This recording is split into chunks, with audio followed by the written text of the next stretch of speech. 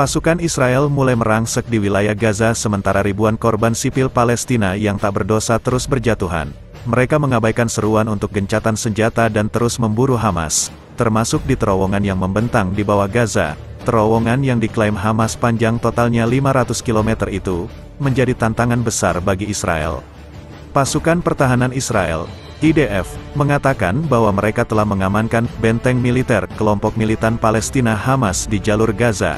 Selama sehari terakhir, pasukan IDF mengamankan benteng militer milik organisasi teroris Hamas di jalur Gaza Utara, rudal dan peluncur anti-tank, senjata, dan berbagai materi intelijen ditempatkan di kompleks tersebut oleh pasukan, kata IDF dalam sebuah pernyataan.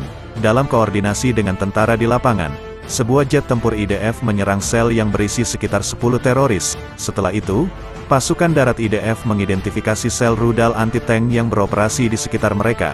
Pasukan mengarahkan pesawat IDF untuk menyerang sel teroris. Sambung pernyataan itu yang menyebut pejuang Hamas sebagai teroris seperti dikutip dari Al Arabiya, Selasa, tanggal 7 November tahun 2023. Selain itu, IDF menyerang puluhan peluncur mortir Hamas. Lebih lanjut, IDF mengatakan pasukan angkatan lautnya menyerang sasaran strategis milik Hamas dengan amunisi yang tepat, termasuk pos-pos yang berisi aset teknologi.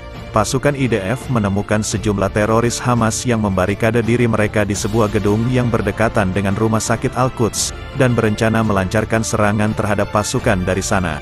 Tentara IDF mengarahkan pesawat untuk menyerang teroris Hamas. Serangan itu menyebabkan ledakan sekunder yang signifikan yang mengindikasikan adanya depot senjata Hamas di wilayah sipil. Tambah pernyataan itu, Israel telah membombardir daerah kantong tersebut sejak serangan Hamas di Israel Selatan 1 bulan lalu, ketika para pejuangnya menewaskan 1.400 orang dan menyandera 240 orang. Pejabat kesehatan Gaza mengatakan serangan Israel telah menewaskan lebih dari 10.000 warga Palestina, termasuk sekitar 4.100 anak-anak. Sebelumnya Perdana Menteri Israel, Benyamin Netanyahu, bersumpah untuk menghancurkan Hamas, dan memperingatkan bahwa setiap anggota organisasi milisi Palestina itu adalah orang mati. Setiap anggota Hamas adalah orang mati, kata Netanyahu, dikutip dari Daily Mail, Kamis, tanggal 12 Oktober tahun 2023. Kami akan menghancurkan mereka sebagaimana dunia telah menghancurkan Daesh, ISIS, dalam pidatonya yang gamblang di televisi.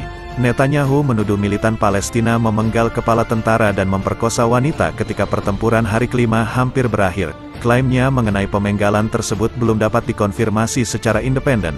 Namun, Hamas membantah hal itu dengan mengatakan bahwa tuduhan itu adalah propaganda media barat. Israel terus menggempur jalur Gaza, dan penduduk di wilayah tersebut menghadapi ketidakpastian yang semakin besar setelah satu-satunya pembangkit listrik di wilayah tersebut ditutup hari ini.